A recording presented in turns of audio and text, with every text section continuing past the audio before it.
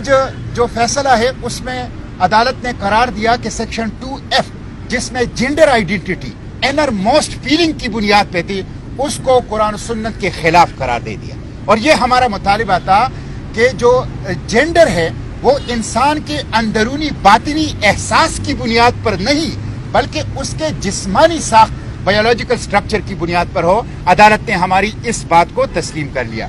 دوسرا، عدالت نے سیکشن 2 and 3 کو قرآن و سنت کے خلاف قرار دیا.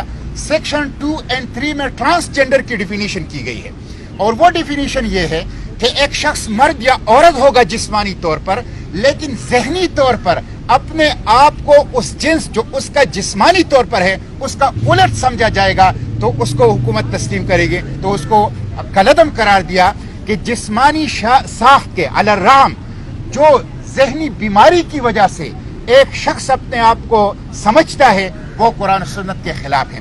اسی طرح سیکشن 3 کو جس میں سیلف پرسیوڈ جینڈر آئیڈینٹی کا حق دیا گیا ہے اپنی مرضی کی صنفی شناخت کہ ایک بندہ مرد ہو یا عورت ہو اور وہ جائے نادرا کے پاس کھڑا ہو جائے اور جو اس کا جنس ہے اس کے الارم اس کو بتائے کہ میں یہ ہوں اور مجھے رجسٹر کیا جائے اور نادرا اس کو CNIC اور اس کے ساتھ پاسپورٹ اور ڈرائیونگ لائسنس اس کی تخیل کی بنیاد پر جاری کرے نہ کہ اس کی جسمانی ساخت کی بنیاد پر. تو اس کو کہتے ہیں اپنی مرضی کی صنفی شناخت سیلف پرسیوڈ جینڈر آئیڈینٹی. اس کو قرآن و سنت کے خلاف قرار دیا.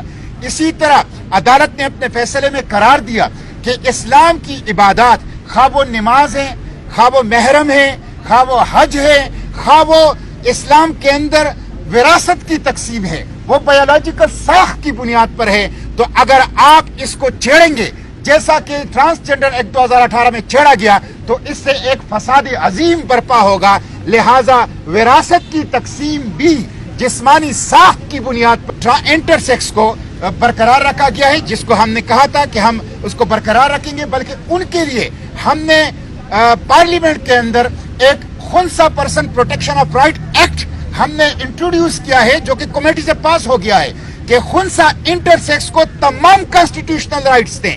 آج عدالت نے ہماری اس بات کو بھی تسلیم کر لیا. اسی طرح ہم نے کہا کہ یونک جو موجود ہیں وہ بندہ اپنے آپ کو یونک تو نہیں بنا سکتا کہ وہ خلق کے اندر تعیر ہے لیکن جو ہے وہ کیسٹریٹڈ مرد ہے وہ مرد کی کیٹیگری میں فال کرتے ہیں ان کو مردوں کے حقوق حاصل ہیں ان کے ساتھ ڈسکریمنیشن نہیں ہونا چاہیے اور ان کو مردوں کی حیثیت سے تمام کانسٹیٹیوشنل رائٹس جو ہیں وہ ملنے چاہیے. اس کو بھی عدالت نے تسلیم کیا. تو میں سمجھتا ہوں آج جمعے کا دن ہے. میں تمام پاکستان کے عوام سے کہتا ہوں کہ یہ جو ڈرون اٹیک ہوا تھا شادی کے ادارے پر خاندان کے ادارے پر اور مسلم عورت کی وقار اور ڈگنیٹی کے اوپر عدالت نے اپنے فیصلے میں کہا کہ اس ایکٹ سے مسلم عورت کے وقار اور ڈگنیٹی کو خطرہ ہے اور اس ایکٹ سے مرد جو ہیں وہ ٹرانسجینڈر کے جامے میں عورتوں کے اوپر حملے یہاں تک کہ ریپ کے واقعات کریں گے. اس لیے عورت کو خطرہ ہے اس ایکٹ سے. تو ہم نے اس حملے کو ناکام بنا دیا ہے اس ڈرون حملے کو ناکام بنا دیا ہے. اس میں تمام علماء تمام وکلاء تمام ڈاکٹرز تمام سوشل میڈیا ایکٹیوسٹ تمام تنظیمیں یہ کولیکٹیو ایفرٹس ہیں. مبارکباد کے مستحق میں عوام سے کہتا ہوں شکرانے کے نوافل آج جمعے کا دن ہے شکرانے کے نوافل ادا کریں. جمعے کے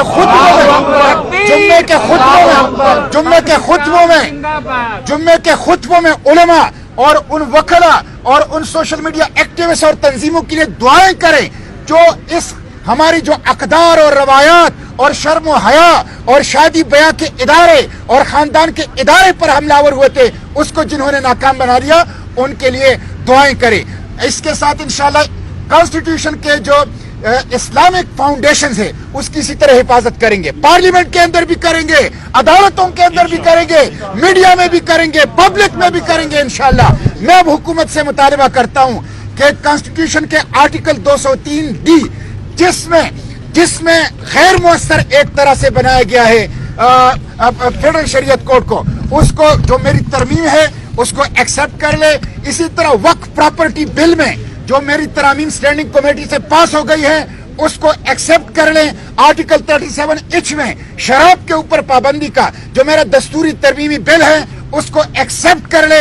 ہم مل کر انشاءاللہ پارلیمنٹ، عدالت اور میڈیا میں اسلام کے اقدار کی حفاظت کی جنگ لڑیں گے. متفق ہو کر لڑیں گے، متحد ہو کر لڑیں گے، ہر قسم کے تفریق سے بالاتر ہو کر لڑیں گے. عوام کو میں مبارکباد دیتا ہوں.